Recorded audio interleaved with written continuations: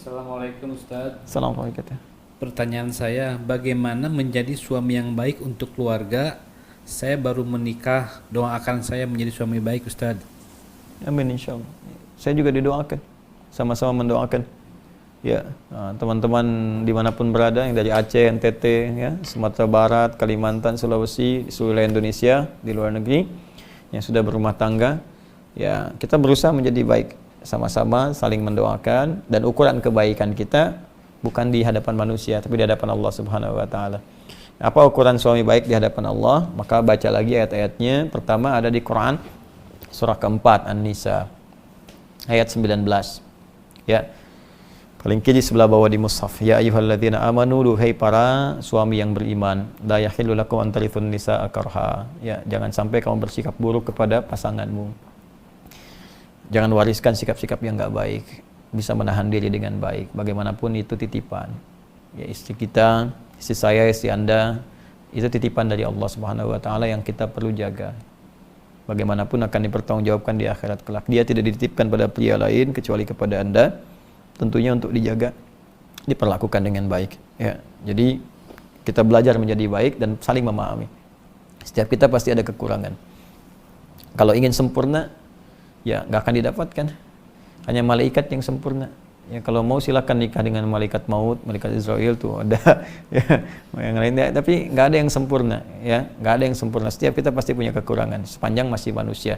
Jadi kalau suami mengerti istrinya manusia, tentu tidak akan mengeksplorasi kekurangannya. Demikian sebaliknya. Ya, asa antakrahu syai'an wa yaj'alallahu fihi khairan katsiran, di ujung ayatnya. Boleh jadi kita tidak menyukai satu sikap tertentu dari istri atau istri kepada suami, tapi di balik itu ada pelajaran besar untuk menyempurnakan sifat-sifat kita. Makanya agak menarik, biasanya kalau dipasangkan itu akan terlihat saling melengkapi. Jadi memang kekurangan kita itu hanya bisa dilengkapi oleh istri kita. Demikian sebaliknya. Ya.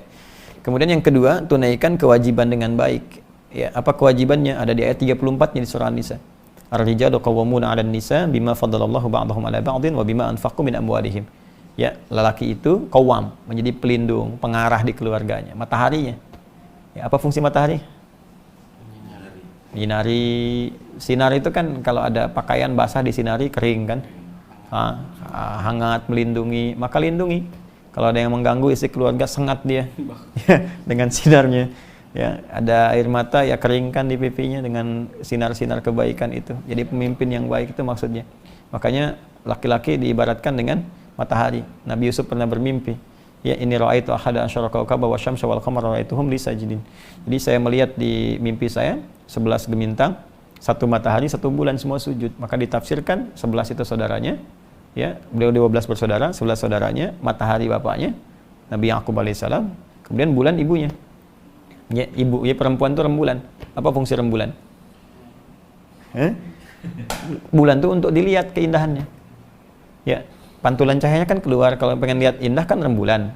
Kalau pengen lihat kekuatan ya matahari. Nggak ada orang pengen lihat matahari keluar, tidak. Ya, pasti ingin mendapatkan manfaat rembulan, keindahan. Maka perempuan tampil indah. Ya, jangan kebalik. Perempuan ngambil fungsi matahari. Dengan kekuatan bulan aku menghukummu misalnya. Nggak bisa. Tetap dia jadi bulan, ya bulan, matahari. Kemudian dia pelindung, bima faddalallahu ba'dahum 'ala ba'din wa bima anfaqu min amwalihim. Ya, dan bertugas mencari infak, disingkat dengan nafkah. Kata Allah, saya sudah berikan perangkat mencari nafkah pada suami, bukan pada istri. Ya. Jadi nafkah itu beda dengan kerja biasa. Istri boleh kerja nggak? Boleh, tapi kebolehannya diikat. Apa ikatannya? Tanpa mengabaikan kewajibannya di rumah tangga kalau sudah menikah. Ada anak jangan sampai terabaikan, nggak dapat asinya, nggak dapat perhatiannya, pendidikan, kasih sayang ke ibu hilang. Ya, lebih dekat dengan asisten rumah tangga dibandingkan ibunya, itu salah. Ya salah. Bagaimanapun Anda mencari rezeki itu di luar, untuk di dalam kan? Sekarang yang di dalam menjauh dari Anda. Jadi apa manfaatnya Anda mencari di luar? Para ayah juga begitu. Ya. Jadi poinnya nafkah itu. Jadi kalau nafkah, begini, di rumah ada berapa orang? 2. Antum sama istri, anak nggak dihitung? Bertiga. Baik. Antum istri anak kan? Baik. Antum nyari nafkah nih. Maka dari yang antum hasilkan itu akan dibuat oleh Allah cukup untuk 3 orang. Berapapun jumlahnya. Makanya luar biasa. Begitu antum pulang, walaupun dapat 50.000, antum berikan 50.000 ke istri, cukup bertiga. Itulah indahnya nafkah. Tapi kalau orang yang bukan petugas nafkah, mencari nafkah, istri mencari misalnya kan, maka hasil itu akan dicukupkan hanya untuk dirinya saja. Dan tidak akan merebak ya kesempurnaan rezekinya kepada yang lainnya. Makanya kalau perempuan mencari akan terasa selalu kurang. Atau materi cukup tapi ada bagiannya akan hilang. Kasih sayang, perhatian, ya, kehormatan, hubungan yang mungkin akan kurang harmonis, pasti itu. Ya, saling tuntut. Ya, nah itu poinnya. Jadi dari sini maka disiapkan bagi Anda untuk mencari nafkah dengan baik. Nafkah itu sudah janji Allah, sepanjang Anda mau bergerak, Allah akan turunkan rezeki. Sepanjang mau bergerak. Ya, orang di jalan aja sekarang cuman peluit, udah, kasih 2.000, makasih Pak. Ya, kasih 5.000, makasih Bos. 10.000, ngaku Om, makasih Om, ya kan? Ya kan? Nah, ada kondisi itu, tapi kan dapat gitu, ada, ya. Tapi halal dan baik. Al-Baqarah 168. Saya kira itu. Semoga bermanfaat insyaallah. Masih banyak ya.